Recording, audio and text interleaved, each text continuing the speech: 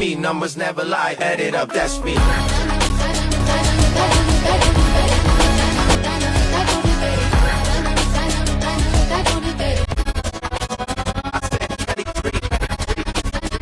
அதாவது மேலே பார்த்தீங்கிற ஒரு மஞ்சள் கேரி பை, அந்த பையோட விலை வந்து 1,66,000 எது? 1,50,000 ரூபா முழுசா. அது எப்படி?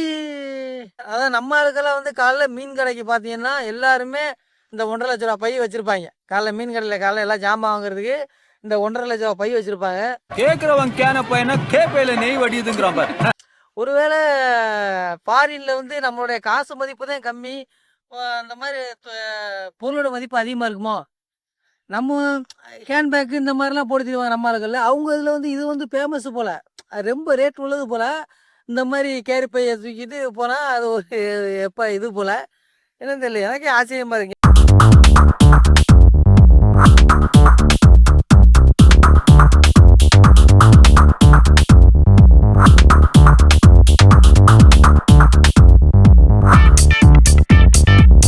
என்ன இருக்கு? கேட்க கூடாதுன்னு இருந்தா இப்ப கேக்குறேன் சொல்றான். என்ன இருக்குன்னு எனக்கும் தெரியல. ஒருவேளை உண்மையாவே இதுல என்ன இருக்கோ என்னமோ தெரியல. இவங்க எல்லாருமே அந்த பைய வந்து ஹேண்டிலா அப்படி ஒரு குக்கில கோர்த்து போடுறாங்க. நம்ம ஆளுக்கு கூரையில சொருகி வைப்பாங்க, ஓட்டுல திணிச்சு வைப்பாங்க. நம்ம ஆளுக்கிட்ட வீட்டுக்கு வீடு இந்த பை நிறைய இருக்கு. அங்க 1,66,000 என்னன்னு தெரியல. உனக்கு எனக்கெல்லாம் மாறுறப்பே வந்து மாத்திரை ஓட்டுருக்கு நைட்டு. ஒருவேளை இந்த பை எதுவும் கிளியாம எந்த ஜாமான் போட்டாலும் நிறையா இடம் பிடிக்குமோ, இல்லை அவ்வளவு இதாக இருக்குமோன்னு எனக்கும் தெரியல. ஒருவேளை இருந்தாலும் இருக்கலாம், யாருக்கு தெரியும். சைனா கண்டுபிடிப்பில் அந்த பைய என்ன பண்ணா கிளியாத மாதிரி கூட இருக்கலாம். எல்லாருமே யூஸ் பண்றாங்க. இப்போ நம்ம நாட்டிலையுமே யூஸ் பண்றாங்க. அப்படிலாம் வந்துச்சுன்னா கேரி பை உங்களுக்கு தேவைன்னா நீங்க இமீடியட்டா என்னை கால் பண்ணுங்க. நிறைய கேரி பை இருக்கு, சரி வச்சுக்கோங்க ஓட்டில். பணக்கார இதை அணிந்தால்தான் அது பேஷன், ஆனால் ஏழைகள் இதை அணிந்தால் அவர்கள் பிச்சைக்காரன்.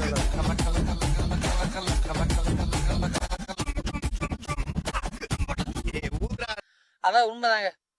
ஒரு நாய் கிழிச்சா கூட இந்த அளவுக்கு கிழியாது, ஒரு அளவுக்கு தான் கிளியும். குப்பை தொட்டியில போட்டினா கூட ஒரு அளவுக்கு தான் கிளியும் மக்கி போயிடும். ஆனா இம்புட்டு கிழிச்சு அதுக்கு பேர் பேஷன்.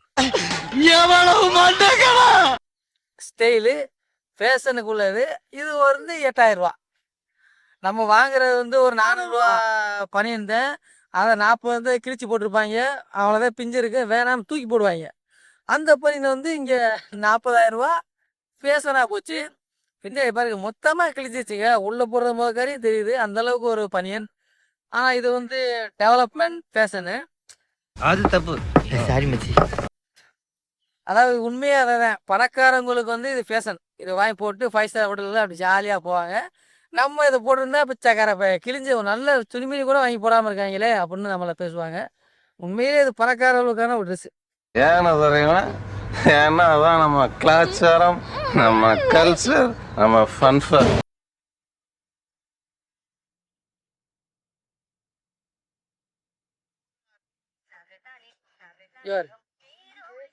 போகும்போது கேக் வெட்ட போறப்ப ஓகே தான் இத்த புஷ்.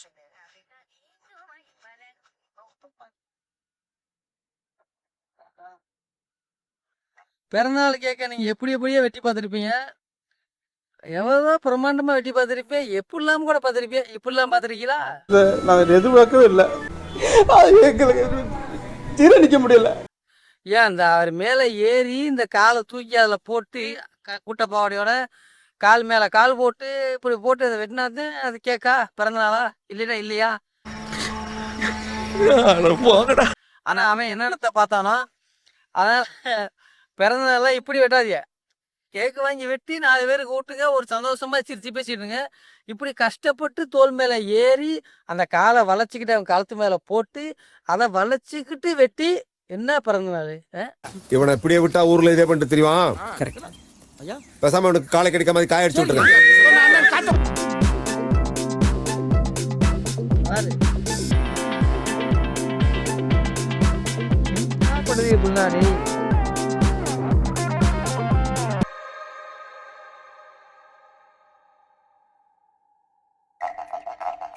அதாவது இந்த மலையிலேருந்து அப்படி ஒரு சறுக்கிக்கிட்டே ஒரு மாதிரி வண்டி வச்சு போவாங்கல்ல, ஒரு மாதிரி ரோப் கட்டிலாம், அந்த மாதிரி இது. ஆமா. ஏன்னா ஒரு சாப்பிட்றதுக்கு உட்கார்றதுக்கு ஒரு ஃபங்க்ஷனுக்கு ஒரு இடத்துல சேர் போட்டால் உட்காந்தா சாப்பாடு வாங்கினா சாப்பிட்டோம்னு போட்டால் நல்லா சந்தோஷமாக அதை முடிச்சுக்கிட்டு போகணுடா. அது என்னடா ரோப்பு கட்டி அதில் ஒரு கயிறு கட்டி அதுக்கு கீழே சேர் கட்டி அதில் நீங்கள் 2 பேரும் உட்காந்து எப்படா அதை அள்ளி திங்க தோணும்? பயந்தானா தோணும்? எங்கிட்ட கட்டி பிடிக்கலாம், என்ன ஆகுமோ ஏதாகுமோ அப்படி தானே தோணும். இவங்க பண்றதெல்லாம் என்ன சார் அக்கிரமமா இருக்கு சார். இவங்களாம் பண்றது ரொம்ப அதை விட்டு விட்டு எப்படி திகுதுன்னு அதில் போகிறாங்க. இப்போ எப்படி அந்த கடைசி வரைக்கும் அந்த டைனிங் டேபிளில் உட்காந்து போவான்னு தெரில. இது வந்து ஒரு கிரியேட்டிவ். நீ சின்ன பிள்ளையா, உனக்கு இதை பத்திலாம் ஒன்றும் தெரியாது. மீறினா தெய்வ குத்த ஐடியா, அதை புரிஞ்சுக்க. எப்படியோ பார்த்துட்டான். இது ஒரு கிரியேட்டிவ். இதில் பாரு, சேரு அப்படியே ரோப் போட்டு கட்டி அந்த ரோப் அப்படியே நடந்துக்கிட்டே போகும் அந்த மலைக்கு. அது வரைக்கும் எல்லாத்தையும் திங்காம கொள்ளாமல் பணம்னு போயிட்டு அந்த மலையில் வச்சு அப்படி பண்ணிட்டேன்.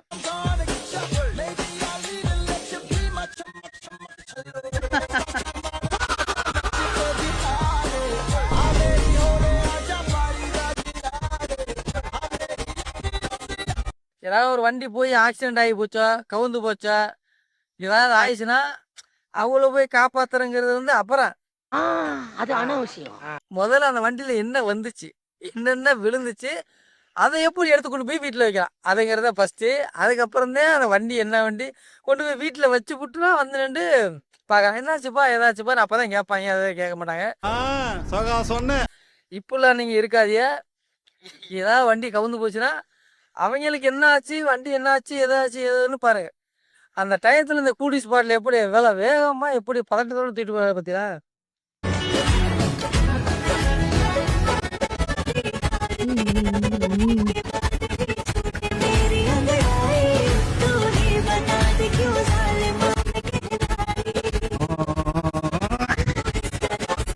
அதாவது வேற வழி இல்லை, இதே கடைசி ஆப்ஷன். இதை விட்டால் வேற வழியே கிடையாது. அதுவும் நான் சொல்றது நான் 90ஸ்க்கெலாம் சொல்கிறேன். இதே கடைசி. இதை விட்டிய ஒன்றுமே செய்ய முடியாது. சொல்றதெல்லாம் பார்த்தா பயமா இருக்கு மாப்ள. அதாவது நம்ம விரும்புகிற பொண்ணு நம்மளுக்கு கிடைக்கல, நம்மளையும் ஒரு பொண்ணு விரும்பலை. அப்படிங்கிறப்ப கிடைச்ச பொண்ணை ஏற்றுக்கிற. ஏன்னா இப்போ இந்த மாதிரி கட்டினா அந்த பொண்ணு எடுத்து பேசாது, கோவப்படாது, சண்டைக்கு வராது, எதுவுமே செய்யாது. நீ எப்படி வச்சுட்டு போனீங்களோ வேலைக்கு வரும்போது பார்த்தீங்கன்னா அப்படியே இருக்கேன். இதுதான் கடைசி ஆப்ஷன். நீங்கள் பொண்ணோட வாங்குறதா இருந்தால் 999 ரூபா, பையனையும் சேர்த்து வாங்குறதா இருந்தால் 1500 ரூபா. ஒன்லி எந்த பிரச்சனையும் கிடையாது. கல்யாண காசு கிடையாது, மண்டப பைசா கிடையாது, எதுவும் கிடையாது. ஈஸியாக கல்யாணம் பண்ணிடலாம். நைட்டுக்கு வந்தீங்களா கட்டி பிடிச்சி தூங்கிடுங்க, கட்டி பிடிச்சி எந்திரிச்சிருங்க, பாயமான்னு சொல்லிட்டு வச்சுட்டு போங்க. சேலை கேட்காது, துணிமணி கேட்காது, சட்டை கேட்காது, ஜாக்கெட் கேட்காது, எதுவும் கேட்காது. சூப்பர். இதுதான் கடைசி வாய்ப்பு. இதை விட்டு போட்டினா உங்களுக்கு வேற வாய்ப்பு கிடையாதுன்னு நான் சொல்றேன். கிடையாது, கிடைக்காது. அப்படித்தான் தெரிஞ்சுக்கலாம். இந்த ஊர்ல பைக்ல எவ்வளவு ஸ்பீட் போறோமோ அந்த ஸ்பீட்ல எட்டு போய் சுடுகாட்டுல பொஸ்ட்டுக்கிறானுங்க ஐயா. ஐயா யார் யார் எந்தெந்த ஸ்பீட்ல போறான்னு சொல்லிட்டு அந்த ஸ்பீட் எடுத்து வந்து கலரை நட்டு வச்சுட்டு இருக்கிறாங்களா? டேய் எந்த ஊர்லடா இது, வாவீங்களா? ஆனா பரவாயில்லைங்க, நல்லா இருக்கு. அதாவது வண்டியில போகும்போது ஆக்சிடென்ட் ஆகி செத்து போயிட்டீங்கன்னா அவன் என்ன வேகத்துல வந்தா எதுல கொண்டு போய் மோதின வரைக்கும் இவங்க ரெக்கார்டோட பிதைக்கிறாங்க. எப்படி 90ல் வந்தா அடிச்சா செத்துட்டான், இந்த இருக்கு போல வர. 80ல் வந்தா முட்டின சோழி முடிச்சு, இந்த இருக்கு புண்ண வர அப்படின்னு அவன் செத்ததான் ஸ்பீடோட மார்க் பண்ணி எல்லாம் கலரையெல்லாம் போட்டா வச்சு ஒட்டுவான். பார்த்துருப்பீங்க. இது வந்து வந்த ஸ்பீடோட போச்சு கலரை. அப்போ தான் அடுத்த போக மாட்டேன். அப்பா எவன் 60 கிலோ வர்றவர் எல்லாம் 70, 80, 90 போயிருக்காங்க விரட்டிக்கிட்டு. என்ன கொடுமை சரவணன். 100லாம் போயிருந்தா கலரை கிடையாது, நேரடியாக எலும்பு கூட மிஞ்சாது அந்த மாதிரி.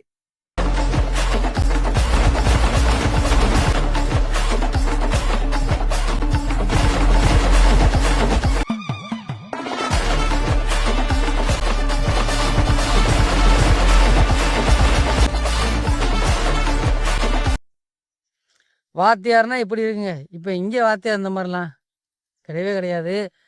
இப்போல்லாம் அடித்தா குடும்பமும் காலி, நீயும் காலி, தூக்கி உள்ள வச்சுருவாங்க. உண்மை. இப்போ தொடவே முடியாது. படிக்கிறியாமா படிக்க மாட்டேன். அப்படியாம்மா சரி படிக்கலைன்னா பரவாயில்லம்மா, முடிஞ்ச வரைக்கும் படி, முடியாத பட்சத்துக்கு வீட்டுக்கு போகிறேன்னா போ, அந்த மாதிரி தான் சொல்லணும். மித்தபடி இவரை மாதிரி அடித்தா படிக்க மாட்டாங்க. ஆனால் இவனை மாதிரி அடி சொல்லி கொடுத்தா உண்மையாக நல்லா வருவாங்க. முன்னாடிலாம் நல்லா படித்தாங்க, இந்த மாதிரிலாம் அடித்து. இப்போ அடித்தா தொலைஞ்சேன், ஒன்றுமே செய்ய முடியாது. அதில் வார்த்தையால் ஒருத்தன் படிக்கணும்னா அடித்தா தானே மறுபடியும் படிப்பேன். அடித்தா அப்படின்னு சொல்லிடுவாங்க, அதனால் படிக்க மாட்டாங்க. இதுவே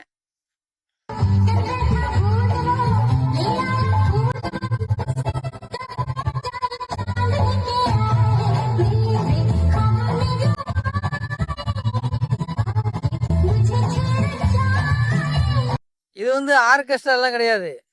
இது ஒரு ஸ்கூல் ஸ்டூடெண்ட்டு அந்த காலேஜ் ஆனுவலுக்கு ஆடிருக்காங்க. அது தப்பு. சாரி மச்சி. எப்படி குட்டப்பா வடை கட்டி ஆடிருக்காங்க. இது வந்து ஆனுவலில் கிடையாது, சாரி ஆர்கெஸ்ட்ரா கிடையாது, குட்டப்பா வடை கட்டி ஆடிருக்காங்க. ஆனால் இது வந்து யாருக்கா ஆடினா தெரியல, ஒரு ஸ்டூடெண்ட் முன்னேற்றத்துக்கா இல்லை வந்து அந்த காலேஜோட வளர்ச்சிக்காங்கிறது தெரில. ஆர்கெஸ்ட்ரா கூட பரவாயில்லடா, அந்தளவுக்கு ஆட மாட்டாங்க. ஆனால் ஸ்கூல் ஆண்டு அளவுக்கு இந்த அளவுக்கு ஆட வச்சிருக்காங்க அந்த வாத்தியார், நினச்சா எனக்கு பெருமையாக இருக்குது. இவங்க பண்ணுறதெல்லாம் என்ன சார், அக்கிரமமாக இருக்குது சார். இவங்களாம் பண்ணுறது ரொம்ப இதே மாதிரி ஆட வைங்க. துண்டு கூட தேவையில்லாமல் இருக்குது, அது கூட தேவையில்லைன்னு நினைக்கிறேன். இப்படி ஒரு ஸ்கூல் டான்ஸை நான் பார்த்ததே இல்லை. இப்போ ஸ்கூல் வாத்தியாரே இந்த அளவுக்கு ஆட விட்டா அந்த பிள்ளை எந்த அளவுக்கு ஆடுங்கிறத மட்டும் நீ வரைக்கும் பார்த்து பாருங்க. இதனால நீ என்ன எதுவுமே செஞ்சிடாதே சொல்லிட்டு.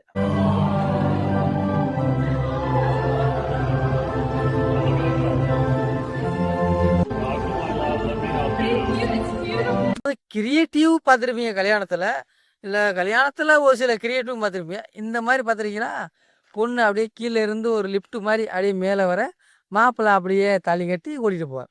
இந்த மணவரில் உட்காந்து தாலி கட்டலாம்ல, அதெல்லாம் வேஸ்ட்டு. கீழே இருந்து மேலே வரணும், அப்போ தான் பொண்ணு மாப்பிள்ளை வந்து கட்டுவார் தாலி. கீழேருந்து அப்படியே ஓப்பன் பண்ணி அப்படியே அழகாக செட் பண்ணி பாரு. மண்டபம் அப்படி இருக்குது, கீழே இருந்து வர்ற மாதிரியே ஒரு லிஃப்ட் மாதிரி அரேஞ்ச் பண்ணி அந்த மண்டபம் வந்து அந்த மாதிரி இருக்குது. ஸோ நீங்கள் கல்யாணம் பண்ணால் இந்த மாதிரியே பண்ணுங்கள். அதாவது இந்த மாதிரி கல்யாணம் பண்ணுங்க என்று சொல்லி நானும் இந்த மாதிரி பண்ணுறேன், நான் கிடைச்சா பார்க்குறேன் அப்படின்னு சொல்லி இந்த வீடியோவோட நான் உங்களோட முடிவுக்கு வருகிறேன். நன்றி, வணக்கம்.